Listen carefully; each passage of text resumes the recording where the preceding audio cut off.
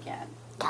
Excellent. So today we're going to practice an algorithm to multiply a 2-digit by 1-digit multiplication problem. We will also use partial products, and then we will find an open array to check our work. So let's start with partial products. What's the first step? What do I need to multiply first? Rajul. 2 times 7. 2 times 4. Yes, let's start in our ones and multiply 2 times 4, Rajul, which equals what? 8. What's the next step, Ryan? We've just multiplied our ones in the partial products, so what are we going to multiply next? Ashley, what are we going to multiply next? Our 10. Our 10. So what digit is in our tens place? 70. We have a 7, which is equal to 70. You are correct. So next we're going to multiply 70 times 4. Well, that's pretty big. Who can tell me how to multiply 70 times 4? Tell me, Mitchell. 7 times 4. Which is? 28. And then what? 0. Why do you put that 0 on the end? Because we're multiplying the tens. Excellent. You're multiplying by the 10. So now what do I do? Henry. Now you're supposed to add them together, but they're not very aligned, and you should the 8 in the ones place under the 0. You're right. I could make an easy mistake here because they're not lined up. So I'm just going to go ahead and line up my 8 in the ones place underneath the 0 in the ones place, and I can add them up to get a product of 288.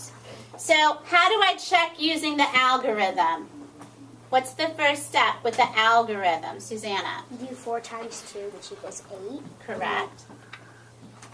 What's the next step? So I'm multiplying my ones again. What comes next? Elizabeth. 70 times 4. Good. 7 in the tens, which is 70 times 4, Elizabeth, is how much? Not just 28, but 280. And that matches 280 and 8. And when I add them together, I get 288. So this matches, and this matches. So how do I check and make a model with an open array? What's the first step with an open array? Charlie. Draw a rectangle. Draw a rectangle. Do I need to worry about the size? No.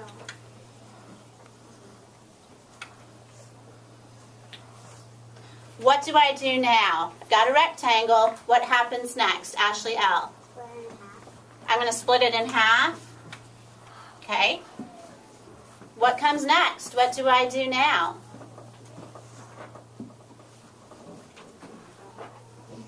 Robbie, what comes next?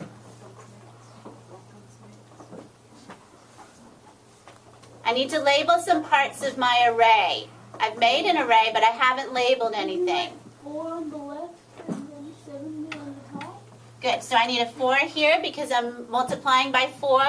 I've split it up into tens. You said 70. And then what over here, Robbie?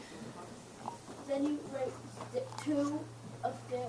For the, what place is that in? Ones. Good. So what's the next step? What do I do now? Isabel. You write 280 in the bigger box to the left. Because that's 70 times 4. And then on the right, everybody, I have 2 times 4, which is 8. And when I add those together, I also get 288. excellent. So we've shown an algorithm that matches partial products, which matches our open array.